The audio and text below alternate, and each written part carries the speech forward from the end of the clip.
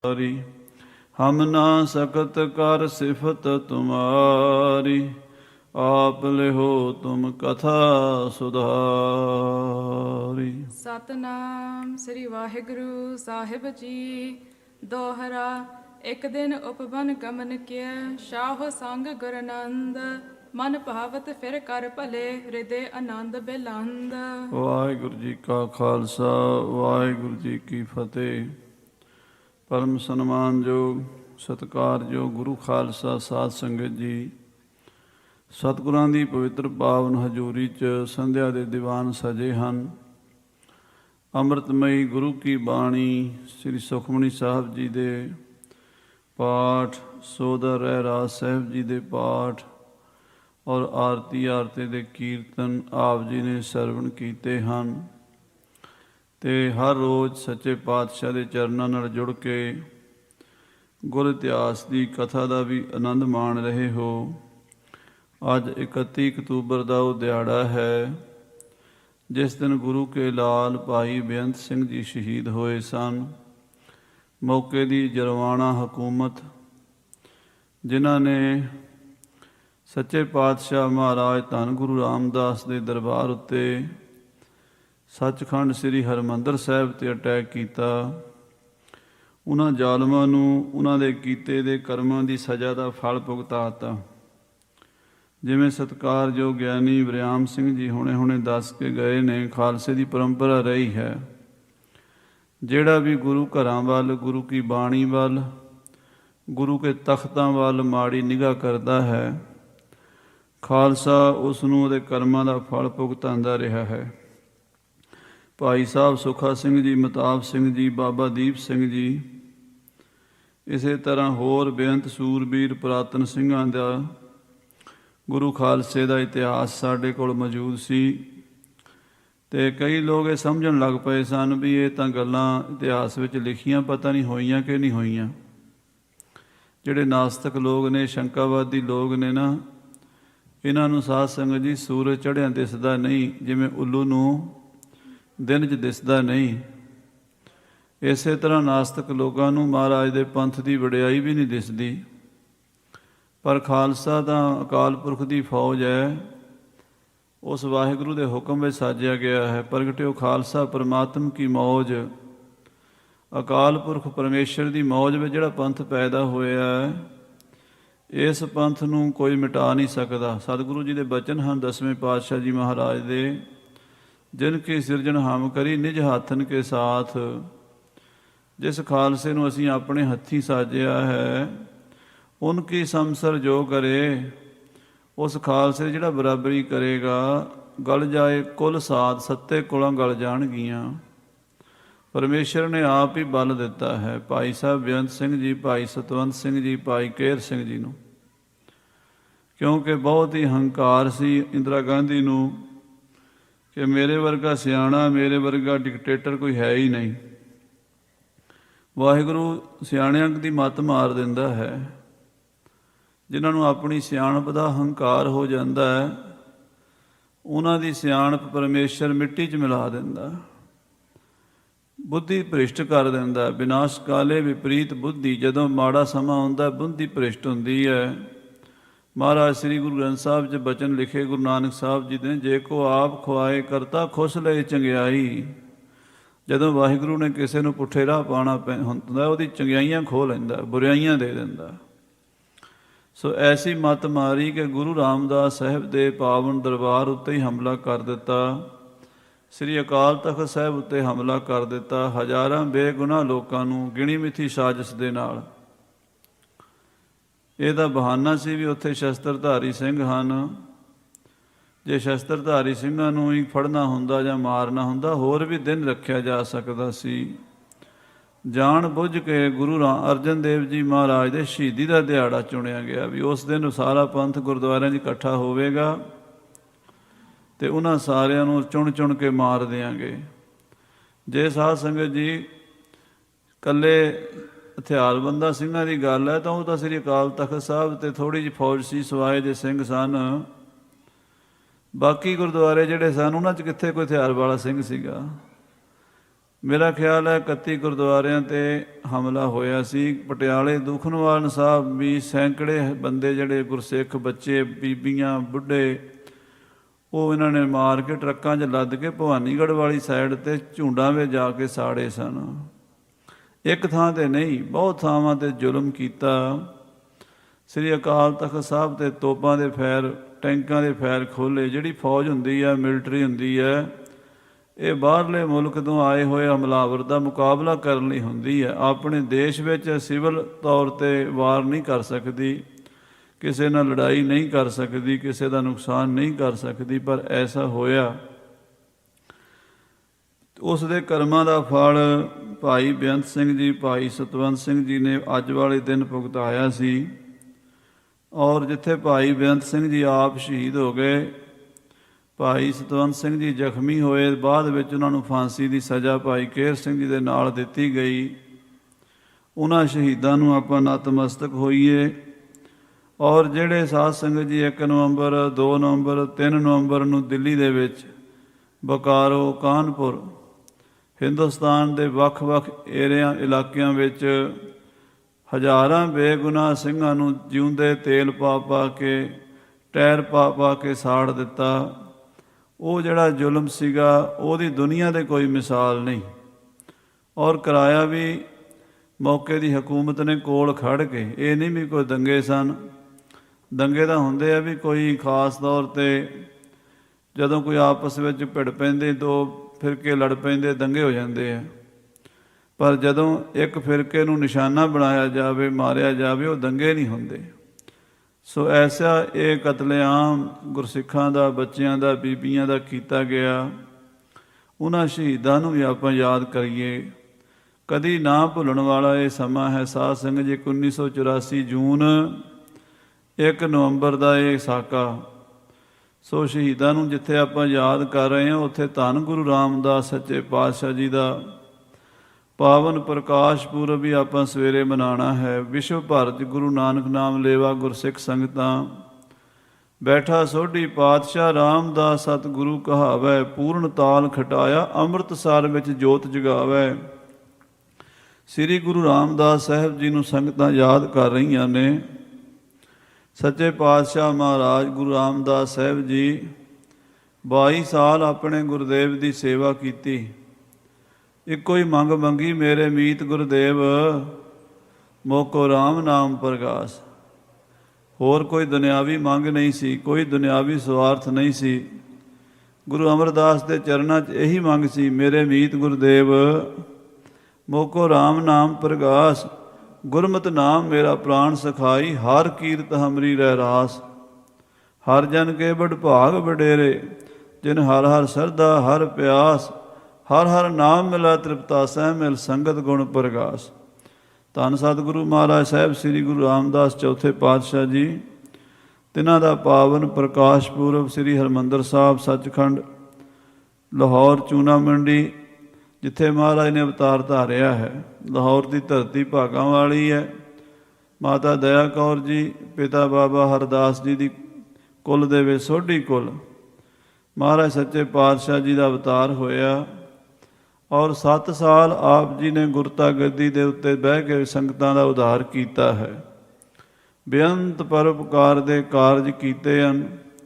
ਸਿੱਖੀ ਦਾ ਸਭ ਤੋਂ ਵੱਡਾ ਕੇਂਦਰ, ਕਿਉਂਕਿ ਕੋਈ ਵੀ ਕੌਮ, ਕੋਈ ਵੀ ਸੰਪਰਦਾਇ, ਕੋਈ ਵੀ ਪੰਥ, ਉਹਨਾਂ ਦੀਆਂ ਕੁਝ ਖਾਸ ਗੱਲਾਂ ਜ਼ਰੂਰੀ ਹੁੰਦੀਆਂ ਨੇ।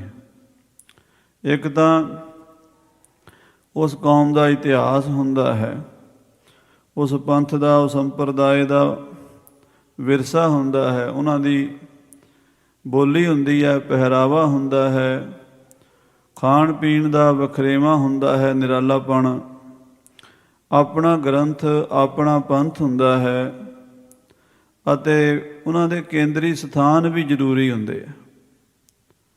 ਸਾਧ ਸੰਗਤ ਜੀ, ਜਿੱਥੇ ਸਾਡੇ ਕੋਲ ਸ੍ਰੀ ਗੁਰੂ ਗ੍ਰੰਥ ਸਾਹਿਬ ਮਹਾਰਾਜ ਸੱਚੇ ਪਾਤਸ਼ਾਹ, ਸ੍ਰੀ ਦਸਮ ਗ੍ਰੰਥ ਸਾਹਿਬ ਜੀ, ਭਾਈ ਗੁਰਦਾਸ ਜੀ ਦੀ ਬਾਣੀ ਅਤੇ ਹੋਰ ਬੜੇ ਮਹਾਨ ਪਵਿੱਤਰ ਇਤਿਹਾਸਕ ਗ੍ਰੰਥ ਹਨ, ਉੱਥੇ ਸਾਡੇ ਕੋਲ ਕੇਂਦਰੀ ਅਸਥਾਨ ਸੱਚਖੰਡ ਸ੍ਰੀ ਹਰਿਮੰਦਰ ਸਾਹਿਬ, ਸ੍ਰੀ ਅਕਾਲ ਤਖ਼ਤ ਸਾਹਿਬ, ਤਖ਼ਤ ਸਾਹਿਬਾਨ, ਹਜੂਰ ਸਾਹਿਬ, ਪਟਨਾ ਸਾਹਿਬ, ਅਨੰਦਪੁਰ ਸਾਹਿਬ, ਮੁਕਤਸਰ ਸਾਹਿਬ, ਦਮਦਮਾ ਸਾਹਿਬ, ਤਰਨਤਾਰਨ ਸਾਹਿਬ, ਨਨਕਾਣਾ ਸਾਹਿਬ, ਪੰਜਾ ਸਾਹਿਬ, ਬੇਅੰਤ ਵੱਡੇ ਮਹਾਨ ਇਤਿਹਾਸਿਕ ਗੁਰਧਾਮ ਹਨ। ਇਹ ਵੀ ਸਾਡਾ ਕੇਂਦਰ ਹਨ। ਜੇ ਕੋਈ ਬੰਦਾ ਕਵੇ ਕਿ ਮੈਂ ਸ੍ਰੀ ਗੁਰੂ ਗ੍ਰੰਥ ਸਾਹਿਬ ਜੀ ਅਤੇ ਆਪਣੇ ਪੁਰਾਤਨ ਗ੍ਰੰਥਾਂ ਤੋਂ ਟੁੱਟ ਕੇ, ਆਪਣੇ ਕੇਂਦਰੀ ਸਥਾਨਾਂ ਤੋਂ, ਪਵਿੱਤਰ ਧਾਮਾਂ ਤੋਂ ਟੁੱਟ ਕੇ ਸਿੱਖ ਰਹਿ ਸਕਦਾ, ਤਾਂ ਉਹ ਉਹਦੀ ਗਲਤਫਹਿਮੀ ਹੈ, ਬਹੁਤ ਵੱਡਾ ਭੁਲੇਖਾ ਹੈ। ਉਹ ਥੋੜ੍ਹੇ ਚਿਰ ਵਿੱਚ ਹੀ ਦੂਰ ਹੋ ਜਾਣਾ, ਕਿਉਂਕਿ ਝੂਠ ਦੇ ਪੈਰ ਹੁੰਦੇ ਨਹੀਂ, ਥੋੜ੍ਹੇ ਚਿਰ ਬਾਅਦ ਖਤਮ ਹੋ ਜਾਂਦਾ। ਸੱਚਖੰਡ ਸ੍ਰੀ ਹਰਿਮੰਦਰ ਸਾਹਿਬ, ਸ੍ਰੀ ਅਕਾਲ ਤਖ਼ਤ ਸਾਹਿਬ, ਇਹ ਮੁੱਢ ਹੈ, ਧੁਰਵਾ ਹੈ। ਇਹਦਾ ਆਰੰਭ ਮਹਾਰਾਜ ਸਾਹਿਬ ਸ੍ਰੀ ਗੁਰੂ ਅਮਰਦਾਸ ਸਾਹਿਬ ਜੀ ਦੇ ਹੁਕਮ ਨਾਲ ਗੁਰੂ ਰਾਮਦਾਸ ਸਾਹਿਬ ਨੇ ਕੀਤਾ ਸੀ। ਜਦੋਂ ਲਾਹੌਰ ਦੀ ਸੰਗਤ ਨੇ ਆ ਕੇ ਬੇਨਤੀ ਕੀਤੀ, ਸੱਚੇ ਪਾਤਸ਼ਾਹ ਗੁਰੂ ਨਾਨਕ ਦੇਵ ਜੀ ਮਹਾਰਾਜ ਨੇ ਲਾਹੌਰ ਸ਼ਹਿਰ ਨੂੰ ਸਰਾਪ ਦੇ ਦਿੱਤਾ, ਲਾਹੌਰ ਸ਼ਹਿਰ ਜ਼ਹਿਰ ਕਹਿਰ ਸਵਾ ਪਹਿਰ, ਪੰਜਾਬ ਦੀ ਰਾਜਧਾਨੀ ਹੈ, ਅਤੇ ਐਡਾ ਵੱਡਾ ਬਚਨ ਗੁਰੂ ਨਾਨਕ ਸਾਹਿਬ ਨੇ ਉਹਦੇ ਬਾਰੇ ਕੀਤਾ, ਲਾਹੌਰ ਸ਼ਹਿਰ ਜ਼ਹਿਰ ਕਹਿਰ ਸਵਾ ਪਹਿਰ। ਇਹ ਗੁਰੂ ਗ੍ਰੰਥ ਸਾਹਿਬ ਜੀ ਦੇ ਅੰਦਰ ਪਾਵਨ ਗੁਰਬਾਣੀ ਦਾ ਵਾਕ ਲਿਖਿਆ ਹੋਇਆ ਸਾਧ ਸੰਗਤ ਜੀ। ਅਤੇ ਮਹਾਰਾਜ ਇਹ ਬਚਨ ਕਿਰਪਾ ਕਰਕੇ ਲਾਹੌਰ ਸ਼ਹਿਰ ਨੂੰ ਬਖਸ਼ ਦਿਓ। ਸਤਿਗੁਰਾਂ ਨੇ ਬਚਨ ਕੀਤਾ, ਗੁਰੂ ਅਮਰਦਾਸ ਸਾਹਿਬ ਨੇ ਵੀ, ਜੋ ਬਚਨ ਵੱਡੇ ਸਤਿਗੁਰਾਂ ਦੀ ਰਸਨਾ ਤੋਂ ਨਿਕਲ ਗਿਆ ਅਸੀਂ ਬਦਲ ਨਹੀਂ ਸਕਦੇ। ਲਾਹੌਰ ਸ਼ਹਿਰ ਦਾ ਤਾਂ ਉਹੀ ਵਰਤਾਰਾ ਰਹਿਣਾ, ਪਰ ਅਸੀਂ ਪੰਜਾਬ ਦੇ ਵਿੱਚ ਅੰਮ੍ਰਿਤ ਦਾ ਸਰ ਬਣਾ ਦਿਆਂਗੇ। ਜ਼ਹਿਰ ਦਾ ਅਤੇ ਅੰਮ੍ਰਿਤ ਅਪੋਜਿਟ ਹੁੰਦਾ। ਜ਼ਹਿਰ ਬੰਦੇ ਨੂੰ ਮਾਰ ਦਿੰਦਾ, ਅੰਮ੍ਰਿਤ ਅਮਰ ਕਰ ਦਿੰਦਾ। ਅੰਮ੍ਰਿਤ ਮੂੰਹ 'ਚ ਪੈ ਜਾਵੇ ਬੰਦਾ ਅਮਰ ਹੋ ਜਾਂਦਾ। ਬਾਣੀ 'ਚ ਬਚਨ ਹੈ, ਅੰਮ੍ਰਿਤ ਪੀਵੈ ਅਮਰ ਸੋ ਹੋਏ, ਅਤੇ ਜ਼ਹਿਰ ਪੀ ਲੈ ਤੇ ਉਸੇ ਵੇਲੇ ਮਰ ਜਾਏਗਾ। ਤੋ ਜ਼ਹਿਰ ਦੇ ਅਪੋਜਿਟ ਅੰਮ੍ਰਿਤ ਹੈ। ਲਾਹੌਰ ਸ਼ਹਿਰ ਜ਼ਹਿਰ ਕਹਿਰ ਸਵਾ ਪਹਿਰ। ਨਾਲ ਹੀ ਗੁਰੂ ਅਮਰਦਾਸ ਸਾਹਿਬ ਦਾ ਸਲੋਕ ਹੈ, ਮਹੱਲਾ ਤੀਜਾ, ਲਾਹੌਰ ਸ਼ਹਿਰ ਅੰਮ੍ਰਿਤਸਰ ਸਿਫਤੀ ਦਾ ਘਰ। ਇਹ ਇਕੱਲਾ ਹੀ ਮਾਰੇ ਲਿਖ ਸਕਦੇ ਸੀ, ਮਹੱਲਾ ਤੀਜਾ ਅੰਮ੍ਰਿਤਸਰ ਸਿਫਤੀ ਦਾ ਘਰ, ਪਰ ਨਹੀਂ, ਨਾਲ ਪੰਕਤੀ ਔਰ ਅੱਧੀ ਪੰਕਤੀ ਉਹ ਵੀ ਲਿਖੀ ਗੁਰੂ ਨਾਨਕ ਸਾਹਿਬ ਵਾਲੀ। ਕਿਉਂ ਲਿਖੀ? ਕਿਉਂਕਿ ਗੁਰੂ ਸਾਹਿਬ ਨੂੰ ਸੰਗਤ ਨੇ ਬੇਨਤੀ ਕੀਤੀ, ਮਹਾਰਾਜ ਜੀ ਲਾਹੌਰ ਸ਼ਹਿਰ ਬਾਰੇ ਬਚਨ ਕਰੋ। ਮਹਾਰਾਜ ਕਹਿੰਦੇ ਉਹਦਾ ਜੋ ਹੈ ਸੋ ਹੈ, ਅਸੀਂ ਪੰਜਾਬ ਵਿੱਚ ਅੰਮ੍ਰਿਤਸਰ ਬਣਾਵਾਂਗੇ, ਸ੍ਰੀ ਅੰਮ੍ਰਿਤਸਰ ਸਾਹਿਬ। ਇਹ ਗੁਰੂ ਰਾਮਦਾਸ ਸਾਹਿਬ ਨੇ ਸ਼ੁਰੂ ਕੀਤਾ, ਸ੍ਰੀ ਗੁਰੂ ਅਰਜਨ ਦੇਵ ਸਾਹਿਬ ਨੇ ਸੰਪੂਰਨ ਕੀਤਾ, ਅਤੇ ਦਰਬਾਰ ਦਾ ਨਾਮ ਵੀ ਗੁਰੂ ਰਾਮਦਾਸ ਸਾਹਿਬ ਦੇ ਨਾਂ 'ਤੇ। ਅੱਜ ਵੀ ਸਵੇਰੇ ਹਰਿਮੰਦਰ ਸਾਹਿਬ ਰੋਜ਼ ਅਰਦਾਸ ਆਪਾਂ TV 'ਤੇ, ਰੇਡੀਓ 'ਤੇ ਸੁਣਦੇ ਹਾਂ। ਕੀ ਅਰਦਾਸ ਵਿੱਚ ਬੋਲਿਆ ਜਾਂਦਾ ਵੀ ਧੰਨ ਧੰਨ ਸਤਿਗੁਰੂ ਰਾਮਦਾਸ ਸੱਚੇ ਪਾਤਸ਼ਾਹ ਜੀ, ਆਪ ਜੀ ਦੇ ਸੱਚਖੰਡ ਦਰਬਾਰ, ਸੱਚਖੰਡ ਸ੍ਰੀ ਹਰਿਮੰਦਰ ਸਾਹਿਬ ਜੀ ਵਿਖੇ।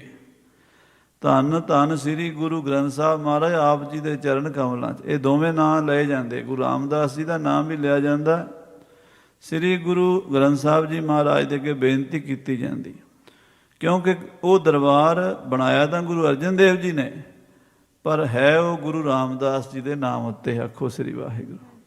ਇਸ ਕਰਕੇ ਉਸ ਪਵਿੱਤਰ ਦਰਬਾਰ ਦੇ ਵਿੱਚ, ਜਿੱਥੇ ਅੱਜ ਮਹਾਰਾਜ ਦਾ ਪ੍ਰਕਾਸ਼ ਪੁਰਬ ਸ਼ਰਧਾ ਨਾਲ ਸੰਗਤਾਂ ਮਨਾ ਰਹੀਆਂ ਨੇ, ਉੱਥੇ ਵਿਸ਼ਵ ਭਰ ਦੇ ਵਿੱਚ ਵੀ ਮਨਾਇਆ ਜਾ ਰਿਹਾ। ਇੱਥੇ ਗੁਰਦੁਆਰਾ ਸਿੰਘ ਸਭਾ ਰੈਂਟਨ ਵਿਖੇ ਵੀ ਸ੍ਰੀ ਅਖੰਡ ਪਾਠ ਸਾਹਿਬ ਆਰੰਭ ਹਨ। ਸਵੇਰੇ ਭੋਗ ਪੈਣੇ 9 ਵਜੇ, ਉਪਰੰਤ ਦੀਵਾਨ ਸਜਣਗੇ, ਕਥਾ ਕੀਰਤਨ ਹਰੀ ਜਸ। ਸਤਿਗੁਰੂ ਰਾਮਦਾਸ ਸਾਹਿਬ ਜੀ ਨੂੰ ਯਾਦ ਕਰੀਏ, ਆਪਣੇ ਮਨ 'ਚ ਪ੍ਰੇਮਾ ਭਗਤੀ ਸ਼ਰਧਾ ਪਿਆਰ ਦਾ ਬੀਜ ਬੀਜੀਏ। ਖਾਲਸਾ ਜੀ, ਮਨੁੱਖਾ ਜਨਮ ਬਾਰ-ਬਾਰ ਨਹੀਂ ਮਿਲਣਾ। ਇੱਕ ਸਵਾਸ ਵੀ ਬੜਾ ਕੀਮਤੀ ਹੈ, ਦੁਬਾਰਾ ਨਹੀਂ ਆਉਣਾ। ਜਿਹੜਾ ਟਾਈਮ ਲੰਘ ਗਿਆ ਉਹ ਵਾਪਸ ਨਹੀਂ ਆਉਣਾ। ਜਿਹੜਾ ਸਾਡੇ ਕੋਲ ਹੁਣ ਵਰਤਮਾਨ 'ਚ ਹੈ, ਬਸ ਇਹਨੂੰ ਸਾਂਭ ਲਈਏ। ਗੋਬਿੰਦ ਮਿਲਣ ਕੀ ਇਹ ਤੇਰੀ ਬਰੀਆ। ਜੇ ਅਸੀਂ ਇਸੇ ਤਰ੍ਹਾਂ ਹੀ ਰਹਿ ਗਏ, ਜਿਵੇਂ ਸਾਧ ਸੰਗਤ ਜੀ, ਬਾਂਸ ਵਡਾਈ ਬੂਢਿਆ ਇਉਂ ਮਤ ਡੂਬੋ ਕੋਏ, ਚੰਦਨ ਕੇ ਨਿਕਟੇ ਬਸੇ ਬਾਂਸ ਸੁਗੰਧ ਨਾ ਹੋਏ। ਮਹਾਰਾਜ ਸਾਹਿਬ ਗੁਰਬਾਣੀ 'ਚ ਲਿਖਦੇ ਨੇ, ਕਹਿੰਦੇ ਬਾਂਸ ਆਪਣੀ ਵਡਿਆਈ ਦੇ ਚੱਕਰ 'ਚ ਉੱਚਾ ਉੱਚਾ ਉੱਚਾ ਹੋਈ ਜਾਂਦਾ, ਉਹ 'ਚ ਸੁਗੰਧੀ ਨਹੀਂ ਆਉਂਦੀ। ਬਾਕੀ ਸਾਰਾ ਚੰਦਨ ਦਾ ਬਾਗ, ਚੰਦਨ ਦਾ ਬੂਟਾ ਜਿਹੜੇ ਬਾਗ 'ਚ ਲਾ ਦਿਓ, ਸਾਰੇ ਬੂਟੇ ਚੰਦਨ ਬਣ ਜਾਂਦੇ, ਬਾਂਸ ਨਹੀਂ ਬਣਦਾ। ਕਿਉਂ ਨਹੀਂ ਬਣਦਾ? ਚੰਦਨ ਦਾ ਬੂਟਾ ਨੀਵਾਂ ਹੁੰਦਾ, ਨੇੜੇ ਨੇੜੇ ਉਹਦੀ ਥੱਲੇ ਥੱਲੇ ਸੁਗੰਧੀ ਜਾਂਦੀ, ਬਾਂਸ ਉੱਪਰ ਲੰਘ ਜਾਂਦਾ, ਉਹਦੇ ਕੋਲ ਜਾਂਦੀ ਨਹੀਂ। ਅਸੀਂ ਸਾਧ ਸੰਗਤ ਜੀ ਬਾਂਸ ਦੀ ਤਰ੍ਹਾਂ ਆਪਣੇ ਹੰਕਾਰ ਵਿੱਚ ਉੱਚੇ ਹੋਏ ਫਿਰਦੇ ਹਾਂ। ਮਨ ਨੀਵਾਂ ਅਤੇ ਮੱਤ ਉੱਚੀ ਕਰ ਲਈਏ, ਇਹ ਗੁਰੂ ਦਾ ਹੁਕਮ ਹੈ। ਅੱਜ ਮਨ ਤੇ ਸਾਡਾ ਨੀਵਾਂ ਥੱਲੇ ਪਾਸ ਨਹੀਂ ਹੁੰਦਾ ਨਹੀਂ, ਤੇ ਮੱਤ ਸਾਡੀ ਨੀਵੇਂ ਪਾਸੇ ਟੋਏ 'ਚ ਡਿੱਗੀ ਹੋਈ ਹੈ। ਗੁਰੂ ਕਿਰਪਾ ਕਰੇ ਮੱਤ ਉੱਚੀ ਹੋਵੇ, ਮਨ ਨੀਵਾਂ ਹੋਵੇ, ਖਾਲਸੇ ਦੀ ਹਰ ਮੈਦਾਨ ਫਤਿਹ ਹੋ ਜਾਏਗੀ। ਭਾਈ ਕਾਹਨ ਸਿੰਘ ਜੀ ਨਾਭਾ ਨੇ ਬਚਨ ਲਿਖੇ ਨੇ, ਉਹ ਕਹਿੰਦੇ ਕਹੇ ਬਿਰਜੇਸ਼ ਸੁਨੋ ਵੀਰ ਖਾਲਸਾ, ਤਿਆਗ ਦਿਓ ਮਨੋ ਵਡਿਆਈ ਲਾਲਸਾ। ਕਹਿੰਦੇ ਮਨ 'ਚ ਵਡਿਆਈ ਦੀ ਇੱਛਾ ਨਾ ਹੋਵੇ, ਮੇਰੀ ਲੋਕ ਤਾਰੀਫ ਕਰਨ, ਲੋਕ ਮੈਨੂੰ ਵੱਡਾ ਕਹਿਣ, ਲੋਕਾਂ 'ਚ ਮੇਰਾ ਨਾਂ ਹੋਵੇ। ਇਸ ਚੀਜ਼ ਨੇ ਪੰਥ ਨੂੰ ਬਹੁਤ ਥੱਲੇ ਸੁੱਟਿਆ। ਉਹ ਵੀ ਸਮਾਂ ਯਾਦ ਕਰੋ ਜਦੋਂ ਨਵਾਬ ਕਪੂਰ ਸਿੰਘ ਜਥੇਦਾਰ ਬਣ ਕੇ, ਨਵਾਬ ਬਣ ਕੇ ਵੀ ਘੋੜਿਆਂ ਦੀ ਲਿੱਦ ਚੁੱਕਣੋਂ ਹਟਿਆ ਨਹੀਂ। ਜੇ ਕੋਈ ਪੰਥ ਵਿੱਚ ਵੱਡੇ ਜਥੇਦਾਰ ਤੋਂ ਵੀ ਭੁੱਲ ਹੋ ਜਾਂਦੀ ਸੀ, ਹੱਥ ਜੋੜ ਕੇ ਮਹਾਰਾਜ ਖਾਲਸਾ ਪੰਥ ਮਾਫ ਕਰਨ, ਸੰਗਤ ਗੁਰੂ ਦੀ ਬਖਸ਼ ਲਵੇ। ਤੇ ਉਹਨਾਂ ਨੂੰ ਫਿਰ ਸੰਗਤ ਦੀ ਨਜ਼ਰ ਪੈਂਦੀ ਸੀ, ਉਹ ਵੱਡੇ ਬਣ ਜਾਂਦੇ ਸਨ। ਅੱਜ ਅਸੀਂ ਸੰਗਤ ਦੀ ਨਿਗਾਹ ਤੋਂ ਵੱਡੇ ਬਣਨ ਦੇ ਵਾਸਤੇ 100 ਤਰ੍ਹਾਂ ਦੇ ਉਪਰਾਲੇ ਕਰਦੇ ਹਾਂ, ਮਨ ਨੀਵਾਂ ਨਹੀਂ ਕਰਦੇ। ਫਿਰ ਖਾਲਸਾ ਜੀ ਗੁਰੂ ਦੀਆਂ ਤੇ ਪੰਥ ਦੀਆਂ ਖੁਸ਼ੀਆਂ ਨਹੀਂ ਮਿਲਦੀਆਂ। ਇਹ ਵਡਿਆਈ ਦੀ ਲਾਲਸਾ ਤਿਆਗ ਕੇ ਪੰਥ ਦੀ ਸੇਵਾ ਵਿੱਚ ਲੱਗਾਂਗੇ, ਗੁਰੂ ਗ੍ਰੰਥ ਸਾਹਿਬ ਦੀ ਸੇਵਾ 'ਚ ਲੱਗਾਂਗੇ, ਬਾਣੀ ਸੁਣਾਂਗੇ, ਕੀਰਤਨ ਕਥਾ ਸੁਣਾਂਗੇ, ਆਤਮਿਕ ਤੌਰ 'ਤੇ ਵੀ ਉੱਚੇ ਹੋ ਜਾਵਾਂਗੇ, ਸਮਾਜਿਕ ਤੌਰ 'ਤੇ ਵੀ ਉੱਚੇ ਹੋ ਜਾਵਾਂਗੇ। ਸਭ ਤਰ੍ਹਾਂ ਦੀਆਂ ਵਡਿਆਈਆਂ ਸਾਨੂੰ ਮਿਲਣਗੀਆਂ। ਆਓ ਗੁਰੂ ਇਤਿਹਾਸ ਦੀ ਜੋ ਲੜੀਵਾਰ ਕਥਾ ਚੱਲ ਰਹੀ ਹੈ, ਬਾਬਾ ਰਾਮ ਰਾਏ ਜੀ ਦਿੱਲੀ ਦੇ ਵਿੱਚ ਕਰਾਮਾਤਾਂ ਦਿਖਾ ਰਹੇ ਨੇ। ਸਤਿਗੁਰੂ ਹਰਿਰਾਏ ਸਾਹਿਬ ਜੀ ਮਹਾਰਾਜ ਦੇ ਵੱਡੇ ਸਾਹਿਬਜ਼ਾਦੇ, ਸਤਿਗੁਰੂ ਜੀ ਨੇ ਸਾਰੀਆਂ ਪਾਵਰਾਂ ਦੇ ਕੇ ਭੇਜਿਆ ਸੀ ਬਾਦਸ਼ਾਹ ਔਰੰਗਜ਼ੇਬ ਦੀਆਂ ਅੱਖਾਂ ਖੋਲ੍ਹਣ ਵਾਸਤੇ। ਪਰ ਸਾਧ ਸੰਗਤ ਜੀ, ਜਿਹੜੇ ਲੋਕ ਕਰਾਮਾਤਾਂ ਤੱਕ ਹੀ ਰਹਿ ਜਾਂਦੇ ਨਾ, ਉਹ ਪਰਮੇਸ਼ਰ ਤੱਕ ਨਹੀਂ ਜਾ ਸਕਦੇ। ਇਸੇ ਕਰਕੇ ਸ੍ਰੀ ਜਪਜੀ ਸਾਹਿਬ 'ਚ ਬਚਨ ਆਉਂਦਾ, ਰਿੱਧ ਸਿੱਧ ਅਵਰਾ ਸਾਧ, ਰਿੱਧੀਆਂ ਸਿੱਧੀਆਂ ਫੋਕਾ ਸਵਾਦ ਹੈ। ਸਤਿਗੁਰੂ ਜੀ ਨੇ ਬਾਬਾ ਰਾਮ ਰਾਏ ਜੀ ਨੂੰ ਸਮਝਾਇਆ ਵੀ ਸੀ ਵੀ ਬਿਨਾਂ ਲੋੜ ਦੇ ਨਹੀਂ ਵਰਤਣੀ, ਪਰ ਬਾਬਾ ਜੀ ਰੋਜ਼ ਹੀ ਉੱਥੇ ਕਰਾਮਾਤਾਂ ਦਿਖਾਉਣ ਲੱਗ ਪਏ। ਤੇ ਬਾਦਸ਼ਾਹ ਨੂੰ ਤਾਂ ਆਪਣਾ ਸੇਵਕ ਬਣਾ ਲਿਆ। ਜ਼ਰੂਰੀ ਵੀ ਸੀ ਕੁਛ, ਕਿਉਂਕਿ ਬਾਦਸ਼ਾਹ ਜਿਹੜਾ ਸੀ ਉਹ ਇਹ ਸਮਝਦਾ ਸੀ ਵੀ ਜਿਨ੍ਹਾਂ ਕੋਲ ਕਰਾਮਾਤ ਨਹੀਂ, ਉਹ ਤਾਂ ਕੁਛ ਹੈ ਹੀ ਨਹੀਂ, ਉਹ ਤਾਂ ਸੰਤ ਹੋ ਹੀ ਨਹੀਂ ਸਕਦੇ, ਤੇ ਜਾਂ ਉਹ ਮੁਸਲਮਾਨ ਬਣ ਜਾਣ ਜਾਂ ਕਤਲ ਕਰ ਦਿਓ। ਤੇ ਬਾਬਾ ਜੀ ਨੇ ਇਸ ਕਰਕੇ ਵੀ ਦਿਖਾਈਆਂ ਵੀ ਤੁਸੀਂ ਕੀ ਸਮਝਦੇ ਹੋ, ਗੁਰੂ ਨਾਨਕ ਦੇ ਘਰ 'ਚ ਹੈ ਕੁਛ ਨਹੀਂ, ਹੈ ਸਾਰਾ ਕੁਛ, ਪਰ ਤੁਸੀਂ ਇਸ ਗੱਲ ਨੂੰ ਪਛਾਣ ਨਹੀਂ ਸਕਦੇ। ਸੋ ਆਓ ਬਾਬਾ ਜੀ ਦੀਆਂ ਕਰਾਮਾਤਾਂ ਦਾ ਵੇਰਵਾ ਕਵੀ ਰਾਜ ਭਾਈ ਸੰਤੋਖ ਸਿੰਘ ਜੀ ਨੇ ਇੱਥੇ ਸ੍ਰੀ ਗੁਰਪ੍ਰਤਾਪ ਸੂਰਜ ਗ੍ਰੰਥ 'ਚ ਦਿੱਤਾ ਹੈ। ਸਰਵਣ ਕਰੀਏ ਪ੍ਰੇਮ ਦੇ ਨਾਲ, ਆਖੀਏ ਸਤਨਾਮ ਸ੍ਰੀ ਵਾਹਿਗੁਰੂ ਸਾਹਿਬ ਜੀ, ਸਤਨਾਮ ਸ੍ਰੀ ਵਾਹਿਗੁਰੂ ਸਾਹਿਬ ਜੀ। ਇੱਕ ਦਿਨ ਉਪਮਨ ਗਮਨ ਕਿਆ, ਇੱਕ ਦਿਨ ਬਾਬਾ ਰਾਮ ਰਾਏ ਜੀ ਨੂੰ ਨਾਲ ਲੈ ਕੇ ਬਾਦਸ਼ਾਹ ਔਰੰਗਜ਼ੇਬ ਬਾਗ ਵਿੱਚ ਗਿਆ ਹੈ। ਸ਼ਾਹ ਸੰਗ ਗੁਰਨੰਦ, ਬਾਬਾ ਜੀ ਬਾਦਸ਼ਾਹ ਦੇ ਨਾਲ ਜਾ ਰਹੇ ਨੇ। ਮਨ ਭਾਵਤ ਫਿਰ ਕਰ ਭਲੇ, ਬਹੁਤ ਸੋਹਣੇ ਬਾਗਾਂ ਦੇ ਸੈਰ ਕੀਤੀ ਹੈ, ਹਿਰਦੇ ਆਨੰਦ ਬਿਲੰਦ, ਔਰ ਬੜੇ ਮਨ ਦੇ ਵਿੱਚ ਖੁਸ਼ ਪ੍ਰਸੰਨ ਹਨ ਬਾਬਾ ਜੀ ਵੀ ਤੇ ਬਾਦਸ਼ਾਹ ਵੀ। ਚੌਪਈ ਮਾਰਗ ਗਮਨੇ ਨਿਕਟੇ ਦੋ, ਔਰ ਨਾਲ ਤੁਰੇ ਜਾਂਦੇ ਨੇ ਬਾਬਾ ਰਾਮ ਰਾਏ ਜੀ ਤੇ ਬਾਦਸ਼ਾਹ। ਪਿੱਛੇ ਚਲੇ ਆਏ ਸਭ ਕੋ, ਉਹਨਾਂ ਦੇ ਪਿੱਛੇ ਬੜੇ ਅਫਸਰ, ਬਾਦਸ਼ਾਹ ਦੇ ਵਜ਼ੀਰ, ਮੰਤਰੀ, ਆਲਾ ਅਫਸਰ ਤੁਰੇ ਆਉਂਦੇ ਹਨ। ਅਨਕ ਭਾਂਤ ਕੀ ਬਾਤ ਨ ਢਲੇ, ਬਾਬਾ ਰਾਮ ਰਾਏ ਜੀ ਨਾਲ ਬਾਦਸ਼ਾਹ ਬਹੁਤ ਗੱਲਾਂ ਬਾਤਾਂ ਕਰਦਾ ਆ ਰਿਹਾ ਹੈ। ਸਤਿਗੁਰ ਸੁਤ ਕੋ ਔ ਨਾ ਰੰਗ ਮਿਲੇ, ਬਾਦਸ਼ਾਹ ਤੇ ਬਾਬਾ ਰਾਮ ਰਾਏ ਜੀ ਹੱਸ ਕੇ ਬਚਨ ਕਰਦੇ ਹਨ। ਬਾਦਸ਼ਾਹ ਜਿਹੜਾ ਵੀ ਸਵਾਲ ਕਰਦਾ, ਪ੍ਰਸ਼ਨ ਕਰਦਾ, ਬਾਬਾ ਜੀ ਉੱਤਰ ਦਿੰਦੇ ਹਨ। ਤੇ ਬਾਬਾ ਜੀ ਵੀ ਬਾਦਸ਼ਾਹ ਨਾਲ ਕਈ ਪ੍ਰਕਾਰ ਦੇ ਹਾਸ ਵਿਲਾਸ, ਬਚਨ ਵਿਲਾਸ ਕਰਦੇ ਤੁਰੇ ਆਉਂਦੇ ਹਨ। ਪੰਥ ਭਰੀ ਇੱਕ ਮਿਰਤਕ ਧੈਨ, ਜਿਹੜੇ ਰਾਹ ਤੇ ਤੁਰੇ ਆਉਂਦੇ ਹਨ, ਇੱਕ ਪਾਸੇ ਰਸਤੇ ਦੇ ਵਿੱਚ ਮਰੀ ਹੋਈ ਗਾਂ ਪਈ ਹੈ। ਦਿੱਲੀ ਪਤ ਦੇਖਤ ਪਇਓ ਨੈਣ, ਬਾਦਸ਼ਾਹ ਔਰੰਗਜ਼ੇਬ ਦੀ ਨਿਗਾਹ ਪੈ ਗਈ, ਗਊ ਮਰੀ ਹੋਈ ਹੈ। ਜਿਹ ਸਮੀਪ ਲਗ ਬਤ ਸਖਰਿਓ ਹੈ, ਪਰ ਉਸ ਗਊ ਦਾ ਛੋਟਾ ਜਿਹਾ ਬੱਚਾ ਕੋਲ ਖੜਾ ਹੈ। ਨਹਿ ਕਬ ਹੂੰ ਮੁਖ ਤ੍ਰਿਨ ਨਚਰਿਓ ਹੈ, ਉਹ ਬੱਚਾ ਗਾਂ ਨੇ ਹੁਣੇ ਜੰਮਿਆ ਹੈ ਤੇ ਆਪ ਮਰ ਗਈ ਹੈ। ਕਈ ਵਾਰੀ ਐਸਾ ਹੁੰਦਾ ਹੈ, ਮਾਂ ਜਾਂ ਪਸ਼ੂ ਜਾਂ ਪੰਛੀ ਕੋਈ ਵੀ ਬੱਚੇ ਨੂੰ ਜਨਮ ਦੇ ਕੇ ਆਪ ਮਰ ਜਾਂਦੇ। ਕੋਈ ਬਿਮਾਰੀ ਹੋ ਗਈ, ਕੋਈ ਪੀੜਾ ਨਾ ਸਹੀ ਗਈ, ਕੋਈ ਕਾਰਨ ਬਣ ਗਿਆ, ਪਰਮੇਸ਼ਰ ਦੀ ਖੇਡ ਹੈ। ਕਹਿੰਦੇ ਬੱਚਾ ਅਜੇ ਜੰਮਿਆ ਤੇ ਅਜੇ ਮਾਂ ਨੇ ਬੱਚੇ ਦੀ ਜੇਰ ਵੀ ਨਹੀਂ ਲਾਈ ਤੇ ਉਹ ਆਪ ਮਰ ਗਈ। ਤੇ ਬੱਚਾ ਵਿਚਾਰਾ ਖੜਾ ਹੈ, ਉਹਨੂੰ ਕੋਈ ਸਮਝ ਨਹੀਂ ਹੈ, ਅਜੇ ਨਾ ਉਹਨੇ ਮਾਂ ਦਾ ਦੁੱਧ ਪੀਤਾ ਹੈ ਤੇ ਘਾਹ ਚੁਗਣਾ ਤਾਂ ਬੜੀ ਦੂਰ ਦੀ ਗੱਲ ਹੈ। ਪਹਿਲਾਂ ਤਾਂ ਬੱਚਾ ਗਾਂ ਦਾ ਦੁੱਧ ਪੀਏਗਾ 2-4 ਮਹੀਨੇ, ਫਿਰ ਉਹਨੂੰ ਹੌਲੇ ਹੌਲੇ ਘਾਹ ਪੱਠਾ ਪਾਇਆ ਜਾਂਦਾ, ਤੂੜੀ ਤੰਦ ਪਾਉਂਦੇ, ਫਿਰ ਬਾਅਦ 'ਚ ਖਾਣ ਲੱਗ ਜਾਂਦਾ। ਆਪਣੇ ਇਨਸਾਨ ਦਾ ਵੀ ਇੱਦਾਂ, ਇਨਸਾਨ ਦਾ ਬੱਚਾ ਪਹਿਲਾਂ 1-2 ਸਾਲ ਮਾਂ ਦਾ ਦੁੱਧ ਪੀਂਦਾ, ਫਿਰ ਹੌਲੇ ਹੌਲੇ ਉਹਨੂੰ ਦੂਜੀਆਂ ਖੁਰਾਕਾਂ ਦੇਣੀਆਂ ਸ਼ੁਰੂ ਕਰ ਦਿੰਦੇ। ਸੋ ਗਾਂ ਦੇ ਬੱਚੇ ਨੇ ਅਜੇ ਦੁੱਧ ਵੀ ਨਹੀਂ ਚੁੰਘਿਆ ਆਪਣੀ ਮਾਂ ਦਾ, ਤੇ ਮਾਂ ਮਰ ਗਈ ਹੈ। ਅਬ ਲੋਕਤ ਨੌ ਰੰਗ ਹੋਏ ਖਰੋ, ਬਾਦਸ਼ਾਹ ਔਰੰਗਜ਼ੇਬ ਉਧਰ ਵੇਖਣ ਲੱਗ ਪਿਆ, ਗੁਰਸਤ ਕੋ ਬਚ ਕਹਿਬੋ ਕਰੋ। ਤੇ ਫਿਰ 2-4 ਮਿੰਟ ਦੇਖਦਾ ਰਿਹਾ ਤੇ ਬਾਬਾ ਰਾਮ ਰਾਏ ਨੂੰ ਕਹਿਣ ਲੱਗਾ, ਇਸ ਕੋ ਦੇਖ ਦਇਆ ਉਰ ਆਵੈ। ਬਾਬਾ ਜੀ, ਇਸ ਗਾਂ ਵੱਲ ਵੇਖ ਕੇ, ਇਸ ਬੱਚੇ ਵੱਲ ਵੇਖ ਕੇ ਮੇਰੇ ਮਨ 'ਚ ਦਇਆ ਆ ਗਈ ਹੈ। ਛੋਟੋ ਬਤਸ ਅਦਕ ਦੁਖ ਪਾਵੈ। ਬੱਚਾ ਛੋਟਾ ਹੈ, ਵਿਚਾਰਾ ਦੁਖੀ ਹੈ, ਦੁੱਧ ਵੀ ਇਹਨੇ ਕਿੱਥੋਂ ਪੀਣਾ, ਮਾਂ ਤਾਂ ਮਰ ਗਈ ਹੈ, ਤੇ ਹੋਰ ਇਹਦੇ ਕੋਲ ਕੋਈ ਖੁਰਾਕ ਦਾ ਸਾਧਨ ਨਹੀਂ ਹੈ। ਕਿਉਂਕਿ ਮਨੁੱਖ ਦੇ ਜਾਮੇ ਵਿੱਚ ਤਾਂ ਚਲੋ ਕੋਈ ਨਾ ਕੋਈ ਰਿਸ਼ਤੇਦਾਰ, ਸੱਜਣ ਮਿੱਤਰ, ਕੋਈ ਨਾ ਕੋਈ, ਮਾਂ ਮਰ ਜੇ ਪਿਓ ਸਾਂਭ ਲੇਗਾ, ਦਾਦੀ ਸਾਂਭ ਲੇਗੀ, ਭੂਆ ਫੁੱਫੀ ਮਾਸੀ ਕੋਈ ਨਾ ਕੋਈ ਹੁੰਦੀ ਹੈ, ਕੋਈ ਨਾ ਕੋਈ ਵਸੀਲਾ ਬਣ ਜਾਂਦਾ। ਤੇ ਇਹ ਬੱਚੇ ਦਾ ਤੇ ਵਿਚਾਰੇ ਦਾ ਕੋਈ ਵਸੀਲਾ ਨਹੀਂ ਬਣਨਾ। ਇਹ ਬੱਚਾ ਤਾਂ ਐਵੇਂ ਹੀ ਭੁੱਖਾ ਪਿਆਸਾ ਮਰ ਜਾਏਗਾ। ਹਮ ਹੈ ਤੁਰਕ ਦਰਵਿਓ ਚਿਤ ਹੇਰੇ। ਅਸੀਂ ਮੁਸਲਮਾਨ ਆ, ਭਾਵੇਂ ਸਾਨੂੰ ਗਊ ਦੇ ਉੱਤੇ ਕੋਈ ਤਰਸ ਨਹੀਂ ਆਉਂਦਾ, ਅਸੀਂ ਗਊ ਦਾ ਮਾਸ ਵੀ ਖਾ ਲੈਂਦੇ ਹਾਂ ਵੱਢ ਕੇ। ਮੁਸਲਮਾਨਾਂ ਦੇ ਧਰਮ ਵਿੱਚ ਸਾਧ ਸੰਗਤ ਜੀ ਗਊ ਖਾਣੀ ਕੋਈ ਮਾੜੀ ਗੱਲ ਨਹੀਂ ਮੰਨਦੇ, ਤੇ ਸੂਰ ਦਾ ਬੜਾ ਕਰਦੇ ਆ ਵੀ ਸੂਰ ਨਹੀਂ ਖਾਣਾ। ਆਪੋ ਆਪਣੇ ਧਰਮ ਦੀਆਂ ਪਾਬੰਦੀਆਂ ਇੱਦਾਂ ਹੁੰਦੀਆਂ ਨੇ। ਕਹਿੰਦੇ ਵੀ ਗਊ ਦੇ ਉੱਤੇ ਅਸੀਂ ਤਰਸ ਤਾਂ ਨਹੀਂ ਕਰਦੇ, ਸਾਡੇ ਧਰਮ 'ਚ ਨਹੀਂ ਹੈਗਾ, ਪਰ ਗਾਂ ਦੇ ਨਹੀਂ, ਮੈਨੂੰ ਬੱਚੇ ਤੇ ਤਰਸ ਆ ਰਿਹਾ, ਕਹਿੰਦਾ ਔਰੰਗਜ਼ੇਬ ਕਹਿੰਦਾ। ਹਾਂਜੀ, ਤੁਮਰੇ ਹਿੰਦੂ ਧਰਮ ਵਡੇਰੇ। ਤੁਹਾਡੇ ਜਿਹੜੇ ਹਿੰਦੂ ਲੋਕ ਹਨ ਉਹ ਇਸ ਗਾਂ ਨੂੰ ਮਾਤਾ ਕਰਕੇ ਪੂਜਦੇ ਹਨ। ਸੰਕਟ ਬਤਸ ਪਾਏ ਬਹੁਤੇਰਾ। ਇਹ ਬੱਚਾ ਵਿਚਾਰਾ ਬੜਾ ਦੁਖੀ ਹੋ ਰਿਹਾ ਹੈ। ਮਿਲਹਿ ਨ ਛੀਰ ਮਾਤ ਜਿਸ ਕੇਰਾ। ਕਹਿੰਦੇ ਜੇ ਇਹਨੂੰ ਮਾਂ ਦਾ ਦੁੱਧ ਨਾ ਮਿਲਿਆ ਤੇ ਇਹ ਕੀ ਕਰੇਗਾ, ਇਹ ਤਾਂ ਮਰ ਜਾਏਗਾ। ਹਮ ਹੈ ਰਹਿਮ ਜੇ ਇਤਨੋ ਹੋਇਓ। ਜੇ ਮੈਂ ਮੁਸਲਮਾਨ ਆ ਤੇ ਮੈਨੂੰ ਇਸ ਬੱਚੇ ਤੇ ਇੰਨਾ ਰਹਿਮ ਆ ਗਿਆ ਹੈ। ਤੁਮਕ ਅਧਿਕ ਹੋਏ ਗੋ ਜਿਮ ਜੋਹਿਓ। ਤੁਹਾਨੂੰ ਤਾਂ ਮੇਰੇ ਤੋਂ ਜ਼ਿਆਦਾ ਆਉਣਾ ਚਾਹੀਦਾ, ਕਿਉਂਕਿ ਤੁਹਾਡੇ ਲੋਕ ਤਾਂ ਗਊ ਦਾ ਬੜਾ ਸਤਿਕਾਰ ਕਰਦੇ ਨੇ, ਗਊ ਦਾ ਮਾਸ ਨਹੀਂ ਖਾਂਦੇ। ਇਸ ਤੇ ਪਰੇ ਧਰਮ ਕਿਆ ਔਰ। ਇਸ ਤੋਂ ਪਰੇ ਹੋਰ ਕੀ ਧਰਮ ਹੋ ਸਕਦਾ ਹੈ? ਕਿਸੇ ਬੱਚੇ ਦੀ ਮਾਂ ਜਿੰਦਾ ਹੋ ਜਾਵੇ। ਦੇਹ ਜਵਾਏ ਬਰ ਹੈ ਪੁਨ ਪੌਰ। ਇਹ ਪੁੰਨ ਦਾ ਕੰਮ ਹੈ ਬਾਬਾ ਜੀ, ਇਹ ਪੁੰਨ ਕਰ ਦਿਓ ਤੁਸੀਂ, ਗਾਂ ਜਿੰਦੀ ਕਰ ਦਿਓ। ਇਮ ਕਹਿ ਸ਼ਾਹ ਠਾਂਡ ਹੋਏ ਰਹਿਓ। ਇਹ ਬਾਦਸ਼ਾਹ ਔਰੰਗਜ਼ੇਬ ਨੇ ਕਰਾਮਾਤ ਵੇਖਣ ਵਾਸਤੇ ਕੀਤਾ ਸੀ। ਉਦਾਂ ਦਾ ਉਹਦੇ ਮਨ 'ਚ ਕੀ ਦਇਆ ਹੋਣੀ ਸੀ, ਉਹਨੂੰ ਇਹ ਸੀ ਵੀ ਕਰਾਮਾਤ ਦੇਖੀਏ ਬਾਬੇ ਦੀ, ਵੀ ਗਊ ਜਿੰਦਾ ਕਰ ਸਕਦਾ ਕਿ ਨਹੀਂ ਕਰ ਸਕਦਾ।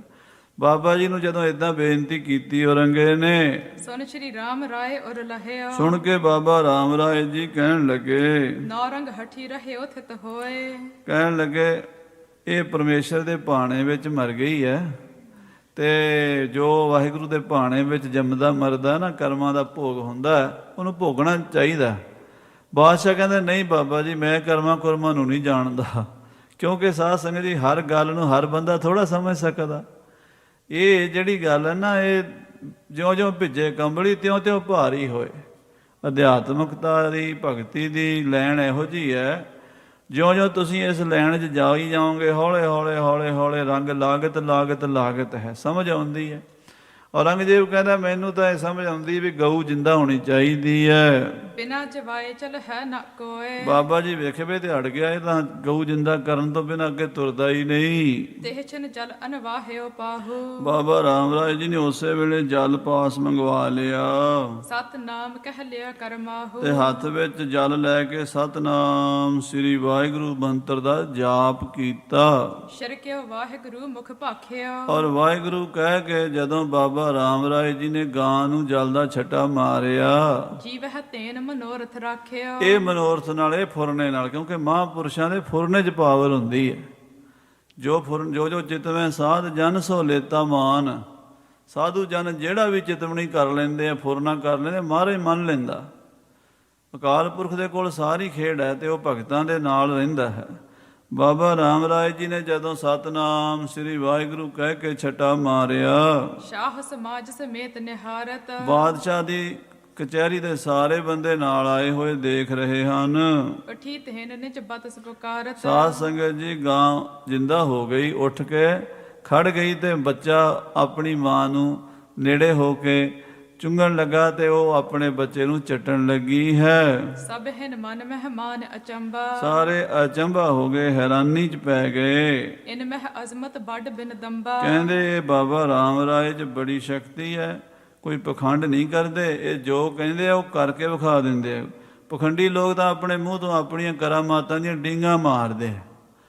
ਆਪਣੇ ਚੇਲਿਆਂ ਨੂੰ 2-4 ਏਜੰਟ ਰੱਖੇ ਹੁੰਦੇ, ਉਹਨਾਂ ਨੂੰ ਕਹਿ ਛੱਡਦੇ ਆ ਵੀ ਤੁਸੀਂ ਇਹ ਕਹਿ ਦੇਣਾ ਵੀ ਬਾਬਾ ਜੀ ਨੇ ਬੱਕਰੀ ਜਵਾਤੀ, ਬਾਬਾ ਜੀ ਨੇ ਭੇਡ ਜਵਾਤੀ, ਬਾਬਾ ਜੀ ਨੇ ਚੂਹਾ ਜਵਾਤਾ। ਪਿੱਛੇ ਭਨਿਆਰਾਂ ਵਾਲੇ ਬਾਬੇ ਦਾ ਗ੍ਰੰਥ ਉੱਥੇ ਸਾਡੇ ਅੰਬਾਲੇ ਥਾਣੇ 'ਚ ਲੈ ਕੇ ਆ ਗਏ।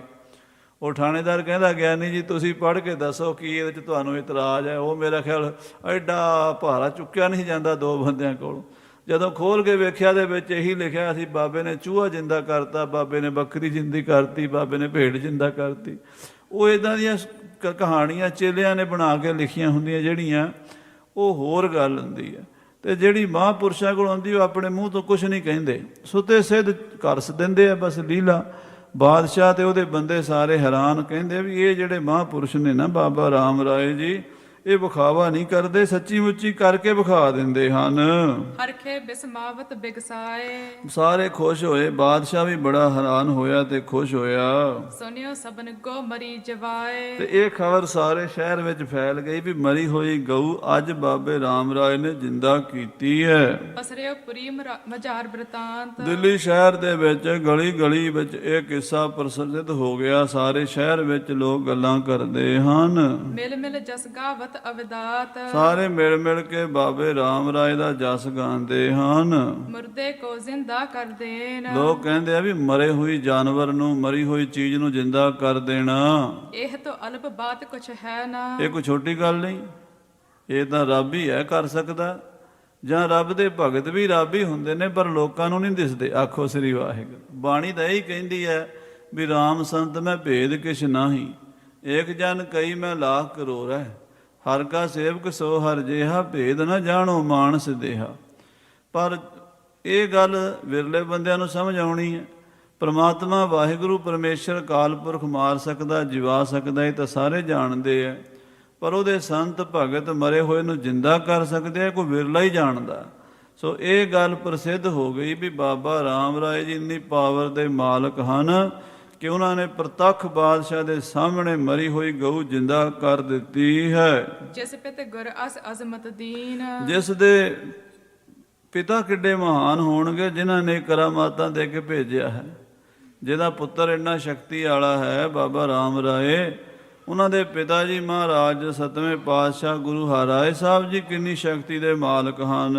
ਸ਼ਾਹ ਸਮੀਪ ਪਠਾਵਨ ਕੀਨ, ਜਿਨ੍ਹਾਂ ਨੇ ਆਪਣੀ ਪਾਵਰ ਦੇ ਕੇ, ਆਪਣੀ ਸ਼ਕਤੀ ਦੇ ਕੇ ਆਪਣੇ ਪੁੱਤਰ ਨੂੰ ਔਰੰਗਜ਼ੇਬ ਕੋਲ ਭੇਜਿਆ ਹੈ। ਤਿਨ ਕੀ ਅਧਿਕ ਮਹਾ ਵਡਿਆਈ, ਉਹਨਾਂ ਦੀ ਤਾਂ ਵਡਿਆਈ ਕਹੀ ਨਹੀਂ ਜਾ ਸਕਦੀ। ਜਿਨ੍ਹਾਂ ਦਾ ਪੁੱਤਰ ਇੰਨੀ ਸ਼ਕਤੀ ਰੱਖਦਾ ਹੈ, ਇੰਨੇ ਕੌਤਕ ਕਰਕੇ ਦਿਖਾ ਸਕਦਾ ਹੈ, ਮਰੀ ਹੋਈ ਗਊ ਜਿੰਦਾ ਕਰਕੇ ਵਿਖਾਤੀ ਹੈ, ਉਹ ਮਹਾਂਪੁਰਸ਼ ਆਪ। ਉਹ ਤਾਂ ਗੁਰੂ ਨਾਨਕ ਸਾਹਿਬ ਦੀ ਗੱਦੀ ਦੇ ਮਾਲਕ ਹਨ। ਸਤਿਗੁਰੂ ਹਰਿਰਾਏ ਸਾਹਿਬ ਜੀ ਜੋ ਚਾਹਣ ਕਰ ਸਕਦੇ ਹਨ। ਕੌਣ ਸਕਹਿ ਕਹਿ ਜਥਾ ਸੁਹਾਈ, ਪ੍ਰਗਟ ਭਈ ਸਗਲੇ ਜੁਗ ਯੰਤਰ, ਗੁਰੂ ਨਾਨਕ ਕੀ ਵਡਿਆਈ।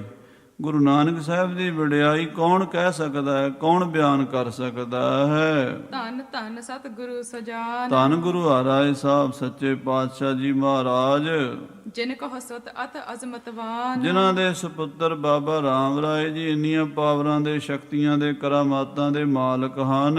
ਇਮ ਦਿੱਲੀਪੁਰ ਮਹਿ ਜਸ ਹੋਵਾ, ਇਸ ਤਰ੍ਹਾਂ ਦਿੱਲੀ ਸ਼ਹਿਰ ਦੇ ਵਿੱਚ ਬਾਬਾ ਰਾਮ ਰਾਏ ਜੀ ਦੀ ਜੈ ਜੈਕਾਰ ਹੋ ਰਹੀ ਹੈ। ਆਗੇ ਕਰਹਿ ਸੁਨਿਓ ਜਿਸ ਜੋਵਾ, ਹਾਂ, ਅੱਗੇ ਵੀ ਇੱਕ ਦੂਜੇ ਨੂੰ ਦੱਸਦੇ ਨੇ ਲੋਕ। ਜਿਸ ਨੇ ਸੁਣਿਆ ਉਹ ਅੱਗੇ ਦੂਜਿਆਂ ਨੂੰ ਸੁਣਾਉਂਦਾ ਹੈ, ਜਿਸ ਨੇ ਦੇਖਿਆ ਉਹ ਆਪਣੇ ਰਿਸ਼ਤੇਦਾਰਾਂ ਨੂੰ, ਜਾਣ ਪਛਾਣਦਿਆਂ ਨੂੰ, ਮਿਲਣ ਕਿਹੜੇ ਵੇਲੇ ਦੱਸਦਾ ਵੀ ਇੱਦਾਂ ਬਾਬਾ ਰਾਮ ਰਾਏ ਨੇ ਮੇਰੇ ਸਾਹਮਣੇ ਗਊ ਜਿੰਦਾ ਕੀਤੀ ਹੈ। ਦੇਸ਼ ਵਿਦੇਸ਼ਨ ਮਾਹਿ ਬ੍ਰਿਤਾਂਤ, ਦੇਸ਼ਾਂ ਵਿਦੇਸ਼ਾਂ ਵਿੱਚ ਗੱਲਾਂ ਫੈਲਦੀਆਂ ਜਾਂਦੀਆਂ। ਦਿੱਲੀ ਸ਼ਹਿਰ ਹਿੰਦੁਸਤਾਨ ਦੀ ਰਾਜਧਾਨੀ ਹੋਣ ਕਰਕੇ ਦੇਸ਼ਾਂ ਪ੍ਰਦੇਸ਼ਾਂ ਤੋਂ ਲੋਕ ਉੱਥੇ ਆਏ ਰਹਿੰਦੇ ਆ। ਕੋਈ ਕਿਸੇ ਮੁਲਕ ਦਾ ਬੰਦਾ, ਕੋਈ ਕਿਸੇ ਮੁਲਕ ਦਾ ਬੰਦਾ ਦਿੱਲੀ 'ਚ ਆਇਆ, ਅਤੇ ਜਦੋਂ ਉਹਨੇ ਦੇਖਿਆ ਸੁਣਿਆ, ਉਹਨੇ ਅੱਗੇ ਆਪਣੇ ਜਾ ਕੇ ਇਲਾਕੇ 'ਚ ਦੱਸਣਾ ਹੀ ਹੈ।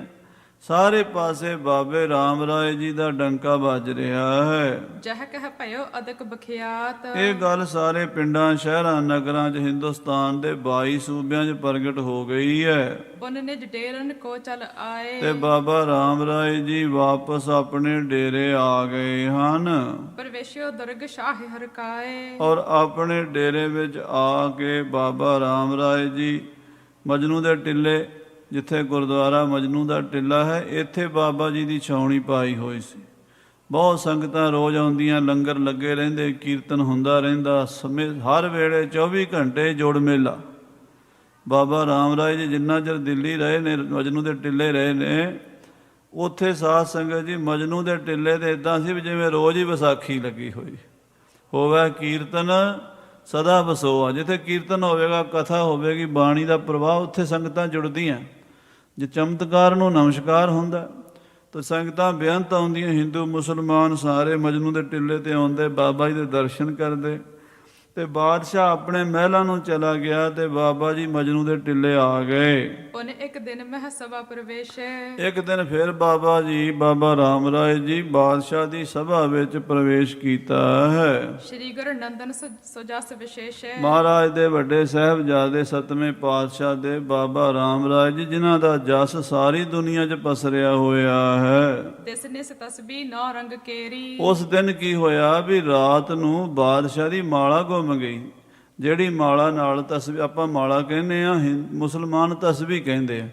ਸਾਡੇ 108 ਮਣਕਿਆਂ ਦੀ ਹੁੰਦੀ ਹੈ, ਉਹਨਾਂ ਦੀ 101 ਮਣਕਿਆਂ ਦੀ ਹੁੰਦੀ ਹੈ, ਉਹਨੂੰ ਤਸਬੀਹ ਕਹਿੰਦੇ ਆ। ਉਹ ਜਿਹੜੀ ਤਸਬੀਹ ਸੀ ਜਿਹਦੇ ਨਾਲ ਉਹ ਅੱਲਾ ਦਾ ਨਾਮ ਜਪਦਾ ਸੀ, ਬੰਦਗੀ ਕਰਦਾ ਸੀ ਬੈਠ ਕੇ ਰਾਤ ਨੂੰ, ਉਹ ਕਿਸੇ ਨੇ ਚੁਰਾ ਲਈ ਹੈ। ਅੰਤఃਪੁਰ ਮਹਿ ਖੋਏ ਨਹੇਰੀ। ਉਹ ਮਹਿਲਾਂ ਵਿੱਚ ਗਵਾਚ ਗਈ। ਬਾਦਸ਼ਾਹ ਵੇਖਦਾ ਵੀ ਮੇਰੀ ਤਸਬੀਹ ਕਿੱਥੇ ਚਲੀ ਗਈ। ਲਈ ਚੁਰਾਏ ਨਹੀਂ ਕਿਤ ਪਾਈ। ਉਹ ਕਿਸੇ ਨੇ ਚੁਰਾ ਲਈ, ਲੱਭੀ ਨਹੀਂ। ਲੱਖੋ ਧਨ ਕੋ ਖਰਚ ਬਨਾਈ। ਕਿਉਂਕਿ ਉਹ ਮਾਲਾ ਕੋਈ ਆਮ ਮਾਲਾ ਤਾਂ ਹੈ ਨਹੀਂ ਸੀ। 2-4 ਰੁਪਈਆਂ 10 ਰੁਪਈਆਂ ਦੀ ਥੋੜਾ ਸੀ, ਉਹ ਲੱਖਾਂ ਰੁਪਈਆਂ ਦੀ ਮਾਲਾ ਸੀ, ਮਹਿੰਗੀ ਸੀ। ਲੱਖਾਂ ਰੁਪਈਆ ਖਰਚਾ ਕਰਕੇ ਬਣਾਈ ਸੀ।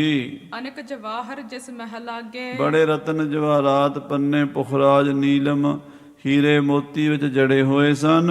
ਜ਼ਾਹਰ ਜਗਮਗ ਜੋਤ ਸੋ ਜਾਗੇ। ਉਹ ਜਗਮਗ ਜਗਮਗ ਕਰਦੀ ਸੀ। ਬਹੁਤ ਲੱਖਾਂ ਦੀ ਬਣੀ ਹੋਈ ਮਹਿੰਗੀ ਮਾਲਾ ਸੀ। ਜਿਹੇ ਸਮਾਨ ਕਿਤ ਪਈਅਤ ਨਾਹੀ। ਉਹ ਸੁੱਚੇ ਮੋਤੀ, ਹੀਰੇ, ਰਤਨ, ਪੁਖਰਾਜ, ਨੀਲਮ ਵੱਖਰੇ ਵੱਖਰੇ ਕਿਸਮ ਦੇ ਵਿੱਚ ਪਾਏ ਹੋਏ ਬੜੀ ਮਹਿੰਗੀ ਮਾਲਾ ਸੀ।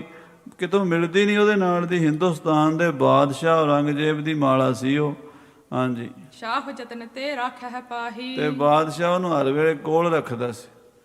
ਬਾਦਸ਼ਾਹ ਔਰੰਗਜ਼ੇਬ, ਇਹ ਗੱਲ ਹੈ ਵੀ ਉਹ ਆਪਣੀ ਨਮਾਜ਼ ਵੀ ਪੂਰੀ ਟਾਈਮ ਨਾਲ ਪੜ੍ਹਦਾ ਸੀ ਤੇ ਕੁਰਾਨ ਦਾ ਪਾਠ, ਕੁਰਾਨ ਦੀ ਤਿਲਾਵਤ ਵੀ ਰੋਜ਼ ਕਰਦਾ ਸੀ ਤੇ ਅੱਲਾ ਦਾ ਨਾਮ ਵੀ ਜਪਦਾ ਸੀ। ਪਰ ਕੱਟੜ ਬੜਾ ਸੀ ਨਾ। ਕੱਟੜਤਾ ਜਿਹੜੀ ਉਹ ਰੱਬ ਦੇ ਨੇੜੇ ਨਹੀਂ ਜਾਣ ਦਿੰਦੀ। ਬਸ ਇੰਨਾ ਕੀ ਫਰਕ ਰਹਿ ਗਿਆ। ਮੈਂ ਹੀ ਠੀਕ ਹਾਂ, ਬਾਕੀ ਦੂਜੇ ਧਰਮ ਸਾਰੇ ਗਲਤ ਨੇ, ਮੇਰਾ ਧਰਮ ਠੀਕ ਹੈ। ਇਹ ਉਹਦੇ ਵਿੱਚ ਜਿਹੜਾ ਅਗਿਆਨ ਸੀਗਾ, ਇਹਨੇ ਉਹਨੂੰ ਪਰਮੇਸ਼ਰ ਦੇ ਦਰਸ਼ਨ ਨਹੀਂ ਹੋਣ ਦਿੱਤੇ। ਵਿਖਾਵੇ ਦਾ ਉਹ ਪੂਰਾ ਸੀ, ਆਪਣਾ ਨੇਮ ਦਾ ਪੱਕਾ ਸੀ। ਉਹ ਮਾਲਾ ਬੜੇ ਕੋਲ ਰੱਖਦਾ ਸੀ, ਉਹਨਾਂ ਫੇਰਦਾ ਰਹਿੰਦਾ ਸੀ। ਜਬ ਸਤ ਗੁਰੂ ਨੰਦਨ ਟਿਗ ਆਏ। ਜਦੋਂ ਬਾਬਾ ਰਾਮ ਰਾਏ ਜੀ ਕਚਹਿਰੀ 'ਚ ਆਏ, ਸਾਦਰ ਬੋਲ ਬਿਠਾਵਤ ਭਏ। ਸਤਿਕਾਰ ਦੇ ਨਾਲ ਬਾਬਾ ਜੀ ਨੂੰ ਬਿਠਾਇਆ। ਬਾਦਸ਼ਾਹ ਨੇ ਆਪਣੇ ਪਾਸ ਲੱਗਿਓ ਬਤਾਵਨ ਤਸਬੀਹ ਗਈ। ਕਹਿਣ ਲੱਗਾ, ਬਾਬਾ ਜੀ ਅੱਜ ਮੇਰੀ ਮਾਲਾ ਚੋਰੀ ਹੋ ਗਈ, ਮੇਰੀ ਤਸਬੀਹ ਰਾਤ ਕਿਸੇ ਨੇ ਚੁਰਾ ਲਈ ਹੈ। ਅੰਤఃਪੁਰ ਗਮਨਿਓ ਨਿਸ ਭਈ। ਮੈਂ ਇਹ ਵੀ ਨਹੀਂ ਕਹਿੰਦਾ ਚੁਰਾ ਲਈ ਕਿ ਕੀ ਹੋਇਆ, ਪਰ ਲੱਭੀ ਮੈਨੂੰ ਕੋਈ ਨਹੀਂ। ਰਾਤ ਮੈਂ ਮੇਰੇ ਕੋਲ ਸੀ, ਮਹਿਲਾਂ ਵਿੱਚ ਕਿਤੇ ਗੁੰਮ ਹੋ ਗਈ ਹੈ। ਪਤੀ ਹੱਥ ਮਹਿ ਜਬ ਮੈਂ ਗਇਓ। ਜਦੋਂ ਮੈਂ ਗਿਆ ਸੀ ਘਰ, ਉਦੋਂ ਮੇਰੇ ਹੱਥ ਵਿੱਚ ਹੀ ਸੀ। ਖਾਨ ਪਾਨ ਨਿੰਦਰਾ ਬਸ ਭਇਓ। ਰੋਟੀ ਪਾਣੀ ਖਾ ਕੇ ਮੈਂ ਸੌਂ ਗਿਆ। ਅੰਤਰ ਹੀ ਕਿਨ ਲੀਨ ਚੁਰਾਈ। ਤੇ ਮੇਰੇ ਮਹਿਲਾਂ ਵਿੱਚ ਹੀ ਕਿਸੇ ਨੇ ਹੇਰਾ ਫੇਰੀ ਕੀਤੀ ਹੈ। ਹੁਣ ਮੈਂ ਕੀ ਕਵਾਂ, ਕਿਹਦੇ ਤੇ ਸ਼ੱਕ ਕਰਾਂ? ਕਿਉਂਕਿ ਬੜੇ ਨੌਕਰ ਚਾਕਰ ਹਨ, ਬੜੀਆਂ ਉੱਥੇ ਦਾਸੀਆਂ ਹਨ, ਗੋਲੀਆਂ ਹਨ। ਕਿਸੇ ਨੇ ਹੇਰਾ ਫੇਰੀ ਕਰ ਲਈ ਹੈ ਕਿ ਮੈਂ ਕਿਤੇ ਰੱਖ ਕੇ ਭੁੱਲ ਗਿਆ, ਮੈਨੂੰ ਸਮਝ ਨਹੀਂ ਆ ਰਹੀ। ਜਾਗਿਓ ਬਹਰ ਹੱਥ ਨਹ ਆਈ। ਮੈਂ ਜਦੋਂ ਜਾਗਿਆ ਹਾਂ ਤੇ ਮਾਲਾ ਹੱਥ ਨਹੀਂ ਲੱਗੀ। ਬੇਗਮ ਆਦਿਕ ਦਾਸੀ ਬ੍ਰਿੰਦ। ਮੇਰੀਆਂ ਬੇਗਮਾਂ ਦਾਸੀਆਂ ਸਾਰੀਆਂ ਲੱਭਦੀਆਂ ਫਿਰਦੀਆਂ। ਮੈਂ ਸਾਰਿਆਂ ਨੂੰ ਕਿਹਾ ਮੇਰੀ ਮਾਲਾ ਲੱਭ ਕੇ ਦਿਓ, ਕਿਉਂਕਿ ਮੈਨੂੰ ਬੜੀ ਪਿਆਰੀ ਹੈ, ਮੈਂ ਬੜੇ ਸ਼ੌਂਕ ਨਾਲ ਬਣਵਾਈ ਹੋਈ ਹੈ। ਤੇ ਮਹਿੰਗੀ ਦਾ ਤੇ ਬਾਦਸ਼ਾਹਾਂ ਨੂੰ ਕੋਈ ਨਹੀਂ ਹੁੰਦਾ, ਕਿਉਂਕਿ ਉਹਨਾਂ ਕੋਲ ਕਿਹੜਾ ਹੀਰਿਆਂ ਮੋਤੀਆਂ ਦੀ ਮਾਇਆ ਦੀ ਘਾਟ ਹੁੰਦੀ ਹੈ।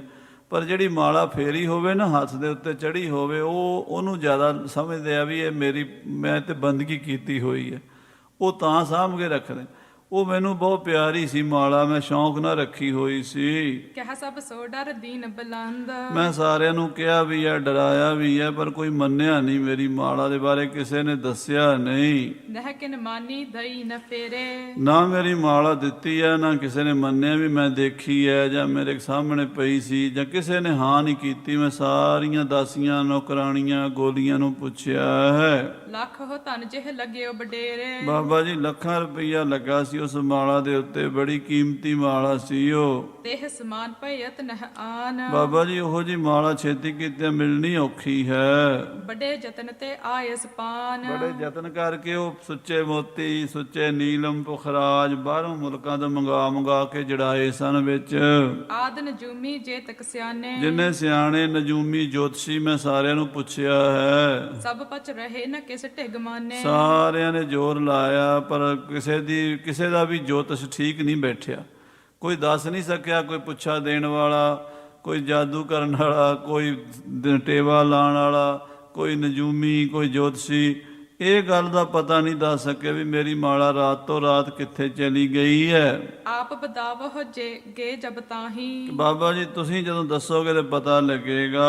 ਤਬ ਪ੍ਰਾਪਤ ਹੈ ਹਮ ਕਰਮਾਹੀ। ਮੈਨੂੰ ਵਿਸ਼ਵਾਸ ਹੈ ਵੀ ਤੁਸੀਂ ਦੱਸ ਸਕਦੇ ਹੋ ਤੇ ਮੇਰੀ ਮਾਲਾ ਮੁੜਵਾ ਲਓਗੇ ਤੁਸੀਂ। ਨਾ ਹਿਤ ਗਈ ਨ ਪਾਵਹਿ ਕੋਈ। ਜੇ ਤੁਸੀਂ ਨਾ ਦੱਸੋਗੇ ਤੇ ਫੇਰ ਤੇ ਮੇਰੀ ਮਾਲਾ ਨਹੀਂ ਮਿਲਣੀ, ਫੇਰ ਨਹੀਂ ਆ ਸਕਦੀ ਵਾਪਸ। ਜਿਹ ਸਮ ਅਪਰਣ ਕਹਿਉ ਹੋਈ। ਉਹਦੇ ਵਰਗੀ ਮਾਲਾ ਲੱਭਣੀ ਨਹੀਂ ਫਿਰ ਮੁੜ ਕੇ। ਬਨਹਿ ਨ ਤੈਸੀ ਬਹੁਤ ਅਨ ਲਾਗੇ। ਪੈਸਾ ਜਿੰਨਾ ਮਰਜ਼ੀ ਲਾ ਲਵਾਂਗੇ ਫੇਰ ਵੀ ਉਹਦੇ ਨਾਲ ਦੀ ਨਹੀਂ ਬਣਨੀ। ਜਰੇ ਜਵਾਹਰ ਜ਼ਾਹਰ ਜਾਗੇ। ਬੜੇ ਕੀਮਤੀ ਰਤਨ ਜਵਾਹਰਾਤ ਉਹਦੇ ਚ ਮੈਂ ਜੜਾਏ ਹੋਏ ਸਨ। ਸੁਨ ਸ਼੍ਰੀ ਰਾਮ ਰਾਏ ਤਬ ਕਹੀ। ਇਹ ਸੁਣ ਕੇ ਬਾਬਾ ਰਾਮ ਰਾਏ ਜੀ ਕਹਿਣ ਲੱਗੇ, ਅੰਤఃਪੁਰ ਮਹਿ ਤਸਬੀਰ ਰਹੀ। ਤੇਰੇ ਮਹਿਲਾਂ ਵਿੱਚ ਹੀ ਤਸਬੀਹ ਗੁੰਮੀ ਹੈ। ਅਮਕੀ ਬੇਗਮ ਨੇ ਕਰ ਲੀਨੀ। ਤੇ ਫਲਾਣੀ ਬੇਗਮ ਨੇ ਤੇਰੀ ਨੇ ਉਹ ਮਾਲਾ ਚੁੱਕੀ ਹੈ ਤਰੀ ਚਰਾਏ ਨ ਕਿਨਹੂ ਚੀਨੀ। ਤੇ ਉਹਨੇ ਚ ਰੱਖੀ ਹੈ ਤੇ ਕਿਸੇ ਨੂੰ ਨਹੀਂ ਪਤਾ, ਉਸ ਬੇਗਮ ਨੂੰ ਪਤਾ ਹੈ। ਤਿਸਕੇ ਘਰ ਅੰਤਰ ਕਰ ਜੋਏ। ਉਸ ਬੇਗਮ ਦੇ ਮਹਿਲਾਂ ਵਿੱਚ ਜਿਹੜਾ ਫਲਾਣਾ ਕਮਰਾ ਹੈ, ਦੱਖਣ ਦਿਸ਼ ਕੀ ਪੀਤੀ ਜੋਏ। ਉਸ ਕਮਰੇ ਦੀ ਜਿਹੜੀ ਦੱਖਣ ਵਾਲੀ ਪੀਤੀ ਕੰਧ ਹੈ, ਤਹਾਂ ਤੱਕ ਇੱਕ ਗੁਪਤ ਨਿਹਾਰਿਆ। ਉਹਦੇ ਵਿੱਚ ਇੱਕ ਦੀਵਾਰ ਦੇ ਛੋਟਾ ਜਿਹਾ ਆਲਾ ਹੈ ਤੇ ਗੁਪਤ ਤਾਕ ਉਹਦੇ 'ਚ ਲੱਗਾ ਹੋਇਆ ਹੈ। ਤਿਸ ਮਹਿ ਰਾਖੀ ਜਾਏ ਸੰਭਾਰਹੁ। ਉਹਦੇ ਵਿੱਚ ਰੱਖੀ, ਜਾ ਕੇ ਦੇਖ ਲੈ। ਸਕਲ ਪਤੇ ਸੁਨ ਨੌ ਰੰਗ ਗਇਆ। ਜਦੋਂ ਬਾਦਸ਼ਾਹ ਨੇ ਸਾਰਾ ਪਤਾ ਬਾਬਾ ਜੀ ਤੋਂ ਸੁਣ ਲਿਆ ਤੇ ਸਿੱਧਾ ਉਸ ਬੇਗਮ ਦੇ ਮਹਿਲਾਂ ਵਿੱਚ ਗਿਆ। ਘਰ ਮਹਿ ਘਰ ਸੁ ਪ੍ਰਵੇਸ਼ਹਿ ਕਿਓ। ਔਰ ਜਾ ਕੇ ਮਹਿਲਾਂ ਵਿੱਚ ਵੜ ਗਿਆ। ਖਰੇ ਹੋਏ ਸੋ ਤਾਕ ਖੁਲਾਇਓ। ਕੋਲ ਖੜ ਕੇ ਉਹ ਤਾਕ ਭਿੱਤੀ ਖੁਲਵਾ ਲਈ। ਅੰਤਰ ਤੇ ਸੰਪਟ ਨਿਕਸਾਇਓ। ਅੰਦਰੋਂ ਡੱਬਾ ਕਢਵਾਇਆ ਹੈ ਹੀਰਿਆਂ ਮੋਤੀਆਂ ਵਾਲਾ। ਤਿਸ ਮਹਿ ਤੇ ਤਸਬੀਹ ਨਿਕਸੀ ਹੈ। ਉਹਦੇ ਵਿੱਚੋਂ ਮਾਲਾ ਲੱਭ ਗਈ। ਜੋਤ ਜਵਾਹਰ ਕੀ ਬਿਗਸੀ ਹੈ। ਬਾਹਰ ਲਟਮਟ ਜੋਤ ਜਗਦੀ ਆ ਉਹਦੇ ਵਿੱਚ। ਭਾਵ ਬਹੁਤ ਮਹਿੰਗੇ ਹੀਰੇ ਮੋਤੀ ਰਤਨ ਜਵਾਹਰਾਤ ਚਮਕਾ ਮਾਰਦੇ ਹਨ। ਹਰਖਿਓ ਸ਼ਾਹ ਸਭਾ ਲੈ ਆਇਓ। ਬਾਦਸ਼ਾਹ ਮਾਲਾ ਲੈ ਕੇ ਵਾਪਸ ਸਭਾ ਚ ਆ ਗਿਆ, ਬੜਾ ਖੁਸ਼ ਹੈ। ਕਰ ਮਹਿ ਧਰ ਸਭ ਕੋ ਦਿਖਰਾਇਓ। ਆਪਣੇ ਹੱਥ ਵਿੱਚ ਕਹਿੰਦਾ, ਦੇਖੋ ਬਾਬਾ ਜੀ ਤੁਹਾਡੀ ਕਿਰਪਾ ਨਾਲ ਮਾਲਾ ਮਿਲ ਗਈ ਹੈ। ਗੁਰਨੰਦਨ ਜੇ ਨਹੀਂ ਬਤਾਵੈ। ਲੋਕਾਂ ਨੂੰ ਕਹਿੰਦਾ, ਜੇ ਬਾਬਾ ਜੀ ਮੈਨੂੰ ਨਾ ਦੱਸ ਦੇ ਤਾਂ ਤਸਬੀਹ ਇਹ ਹਾਥ ਨ ਆਵੈ। ਤਾਂ ਇਹ ਤਸਬੀਹ ਮੇਰੇ ਘਰ 'ਚ ਚੋਰੀ ਹੋ ਜਾਣੀ ਸੀ, ਮਿਲਣੀ ਨਹੀਂ ਸੀ ਮੈਨੂੰ। ਐਸੇ ਗੁਪਤ ਸਥਲ ਮਹਿ ਧਰੀ। ਐਸੀ ਗੁਪਤ ਥਾਂ ਤੇ ਰੱਖੀ ਸੀ, ਨਹਿ ਕਹਿਉ ਜਹ ਹੇਰਣ ਕਰੀ। ਜਿਹੜੀ ਕਿਸੇ ਤਰ੍ਹਾਂ ਵੀ ਲੱਭੀ ਨਹੀਂ ਸੀ ਜਾ ਸਕਦੀ ਜੇ ਬਾਬਾ ਜੀ ਨਾ ਦੱਸਦੇ। ਇਮ ਗੁਰ ਸੁਤ ਕੋ ਕਰਹਿ ਸਰਾਹਨ। ਇਸ ਤਰ੍ਹਾਂ ਬਾਬੇ ਰਾਮ ਰਾਏ ਜੀ ਦੀ ਸਰਾਹਨਾ ਕਰਦਾ ਹੈ ਔਰੰਗਾ। ਜਿਸ ਤੇ ਹੋਏ ਦੁਰਜਨ ਉਰਦਾਹਨ। ਕਹਿੰਦੇ ਜਿਹੜੇ ਦੁਰਜਨ ਹਨ, ਗੁਰੂ ਘਰ ਦੇ ਦੁਖੀ ਹਨ, ਉਹਨਾਂ ਦਾ ਕਾਲਜਾ ਸੜਦਾ ਕਾਜੀਆਂ ਮਲਾਣਿਆਂ ਦਾ, ਵੀ ਬਾਬੇ ਰਾਮ ਰਾਏ ਦਾ ਹੀ ਮੁਰੀਦ ਬਣ ਗਿਆ, ਇਹ ਤਾਂ ਸਾਨੂੰ ਭੁੱਲ ਗਿਆ। ਪਰ ਸਾਧ ਸੰਗਤ ਜੀ, ਸੱਚ ਤਾਂ ਸੱਚ ਹੀ ਹੁੰਦਾ। ਸੱਚ ਸਭ ਨਾ ਹੋਏ ਦਾਰੂ ਪਾਪ ਕੱਢੈ ਤੋਏ।